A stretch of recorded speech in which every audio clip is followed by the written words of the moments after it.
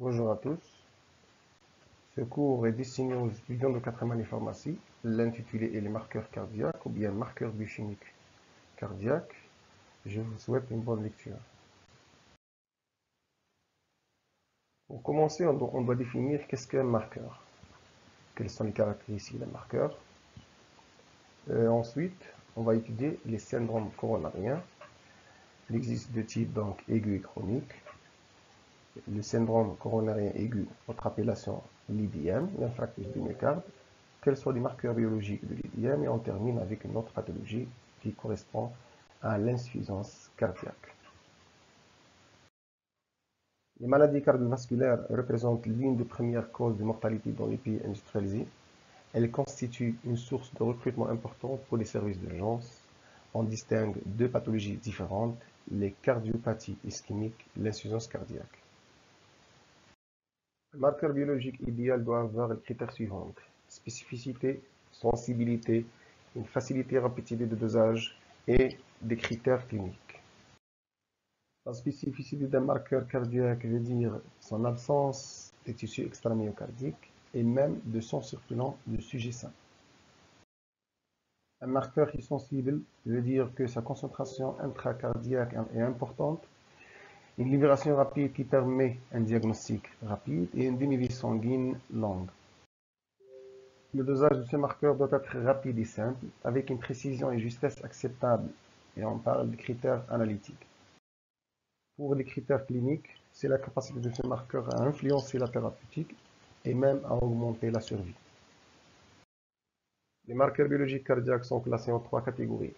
Marqueurs biologiques et inflammation entre parenthèses, la CRP ultrasensible et la myélopéroxydase. Deuxième catégorie, les marqueurs biologiques de l'infarctus du myocarde, la CKMB, la fraction pondérale, la myoglobine, les troponines I et les troponines T, et Heart Fatty Acid Binding Protein. Et troisièmement, le marqueur de l'insuffisance cardiaque, on parle de peptides natriurétiques de type B, ou bien le fragment NT-proBNP. Pourquoi doser un marqueur cardiaque? Parce que ce sont des marqueurs diagnostiques, surtout si l'ECG est non contributif. Ce sont aussi des marqueurs pronostiques. Ils donnent une indication sur la taille de la nécrose, des marqueurs d'efficacité thérapeutique, des marqueurs du risque de récidive coronarien et même suspecter une extension lésionnelle. Les cardiopathies ischémiques sont d'évolution longue et progressive, qui peut débuter par des angores stables puis instables et peut arriver jusqu'à stade d'infarctus du myocarde. Donc les syndromes coronariens peuvent être aigus ou chroniques. C'est un continuum d'évolution lente avec alternance des phases stables et instables. L'infarctus du myocarde ou syndrome coronarien aigu ou IDM. Définition: c'est une nécrose ischémique massive et systématisée du muscle cardiaque étendue à une surface égale ou supérieure à 2 cm². Une deuxième définition: c'est une toute élévation d'un marqueur biochimique, surtout les troponines, dans un contexte d'ischémie myocardique, voire des douleurs thoraciques atypiques, doit être considéré comme un infarctus du myocarde. Selon l'OMS, le diagnostic de l'IDM est défini par au moins deux critères parmi les suivants: douleur rétrosternale angoissante constrictive et radiant dans les mâchoires et le membre supérieur gauche durant plus de 20 minutes et ne cédant pas à la pénétrine. Deuxièmement, un ECG avec un grand sus-décalage du segment ST et une onde de Q dite de nécrose transmurale. Troisièmement, signe biologique ou bien marqueur cardiaque. L'ischémie est identifiée par l'anamnèse et l'ECG. Douleur thoracique, épigastrique, au bras, épaules, poignets, mâchoire, supérieure à 20 minutes. Autres symptômes possibles: nausées, vomissements, dyspnée, syncope. Douleur non modifiée ni par le mouvement ni l'inspiration profonde. L'infarctus du myocarde est une urgence diagnostique et thérapeutique. Un ECG normal ne permet pas d'exclure le diagnostic d'IDM. L'ECG contributif pourra révéler un sus ou un sous-décalage de ST et des ondes QRS. Le syndrome biochimique au cours de l'IDM. Le déficit d'apport en oxygène entraîne un métabolisme anaérobie qui va entraîner une altération membranaire des cellules du myocyte. Si cette obstruction perdure, Des lésions irréversibles aura lieu qui entraînent une mort cellulaire avec libération des composants intracellulaires dans la circulation. Et la conséquence, c'est les protéines cytoplasmiques, des enzymes intramyocardiques, ASAT, ALAT, l'LDH et l'ACK, la myoglobine, des protéines de l'appareil contractile complexe, les troponines et les myosines vont être trouvées dans la circulation sanguine. Nous avons deux cas de figure pour les marqueurs cardiaques. Soit, le premier cas, il préexiste, ça veut dire qu'il existe chez l'homme sain, et au cours de l'IDM, on assiste à une augmentation de concentration. Deuxième cas de figure, c'est plus spécifique, sont absents, et au cours de l'IDM, il devient présent. Anciennement, les transaminases, l'LDH et la CK totale ont été utilisés comme des marqueurs cardiaques, et par manque de sensibilité et de spécificité, ont largement remplacé par des méthodes, bien des marqueurs plus pertinents, c'est la myoglobine, la troponine, la CK1B, qui sont des marqueurs actuels. Chacun de ces marqueurs a une cinétique propre à lui.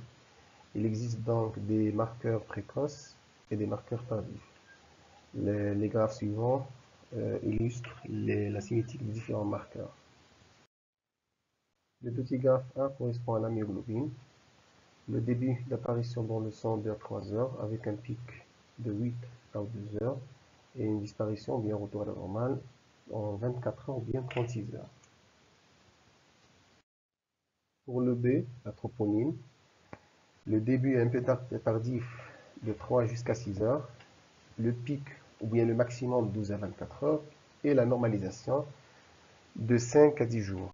Donc c'est un marqueur tardif et on voit en D, c'est la troponine après un MONGO instable qui peut être dû par exemple à des micro-lésions.